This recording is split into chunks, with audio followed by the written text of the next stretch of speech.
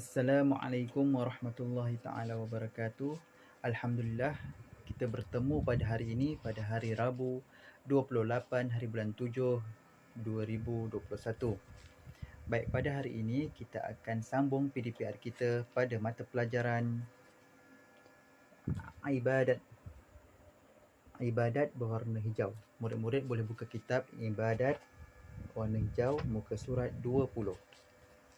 Muka surat 20.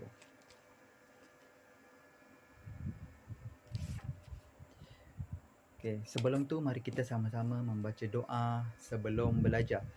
Bismillahirrahmanirrahim.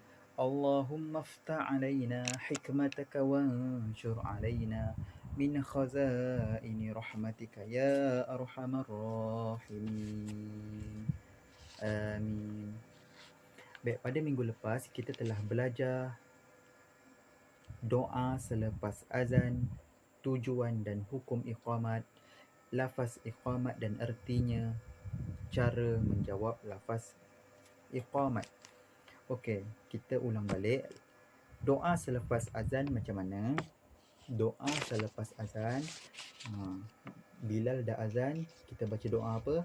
Allahumma rabba hazihi da'wati tammah wassalatil qa'imah ati sayyidana Muhammadanil wasilata wal fadilah والشرف والدرجة العالية الرفيعة وأبعثه مقاما محمودا محمدا الذي وعدته إنك لا تخلف الميعاد. Dan tujuan iqamat ialah meminta jemaah untuk bangun untuk melaksanakan ibadat solat. Iqamat ni ialah panggilan untuk kita bangun untuk solat.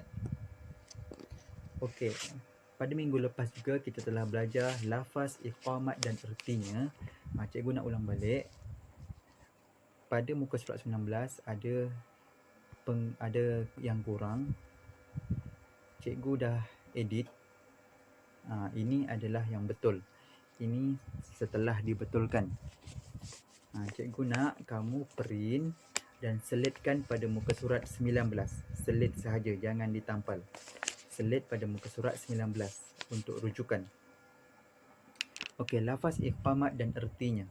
Allahu Akbar, Allahu Akbar. Allah Maha Besar, Allah Maha Besar. Asyhadu an la ilaha illallah. Aku bersaksi bahawa tiada Tuhan selain Allah. Asyhadu anna Muhammadar Rasulullah. Aku bersaksi bahawa Nabi Muhammad pesuruh Allah. Hayya al salah, marilah menunaikan solat. Hayya al falah, marilah menuju kejayaan.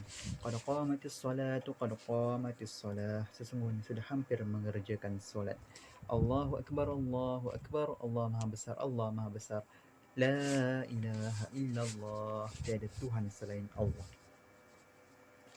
Okey. Ni ada kesalahan sikit ya. Ini yang betulnya. Okey, muka surat 20. Murid-murid boleh buka kitab muka surat 20. 4.10. Sunat-sunat azan dan iqamat. Mari kita sama-sama mengeja perkataan sunat-sunat azan dan iqamat. Sunat-sunat. Sin, nun, ta. Sin, nun, ta. Nombor 2. Sunat-sunat. Azan, alif, zal, alif, nun. Azan. Dan, dal, alif, nun. Dan, iqamat. Alif, qaf, alif, mim, ta. Iqamat. Okey, sunat-sunat azan. Apa yang kita perlu lakukan ketika kita melaungkan azan dan iqamat? Kalau kita azan, kita perlu buat apa? Kalau buat akan dapat pahala. Okey, yang pertama, nombor 1. Berdiri ketika melaungkan azan dan iqamat. Berdiri. Kalau kita melaungkan azan dan iqamat, kita kena berdiri. Jangan duduk. Kalau azan, berdiri, bukannya duduk. Azan, berdiri. Yang kedua, memasukkan hujung jari telunjuk ke dalam kedua-dua lubang telinga. Memasukkan hujung jari telunjuk ke dalam kedua-dua lubang telinga.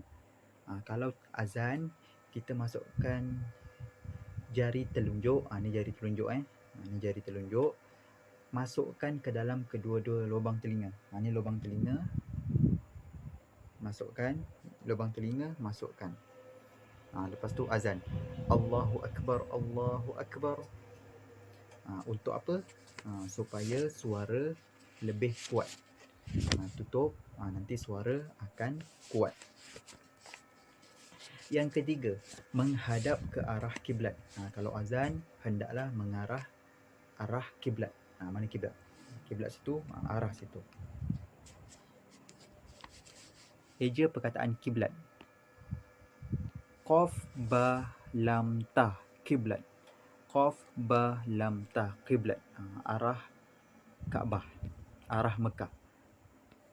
Yang keempat, berwuduk, suci dan bersih pakaian dan tempat azan. Sebelum azan kita kena berwuduk.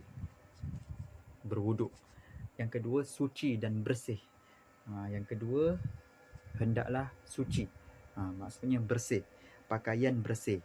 Tempat azan kena bersih. Jangan ada najis. Faham? Berwuduk sebelum azan. Tempat kena bersih. Yang kelima, muazzin tidak bercakap-cakap ketika melaungkan azan. Muazzin tu siapa? Muazzin ialah yang tukang azan. Bilal boleh. Siapa yang tukang azan, itu namanya muazzin. Kalau tengah azan, jangan bercakap-cakap. Habiskan dulu azan, baru boleh bercakap. Jangan bercakap ketika melaungkan azan. Yang keenam, azan dengan suara yang kuat. Jangan azan berbisik-bisik. Azan kena macam menjerit dengan suara yang kuat. Allahu Akbar, Allahu Akbar. Kuat. 7. Menyebut kalimah dengan tertil. Kita sebut tu dengan tertil, dengan tersusun. Jangan bersepah-sepah.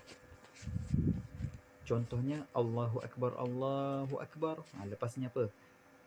2 kali. Lepas tu, selepasnya Asyhadu an la ilaha illallah. Jangan Asyhadu an la ilaha illallah. Allahu Akbar, Allahu Akbar.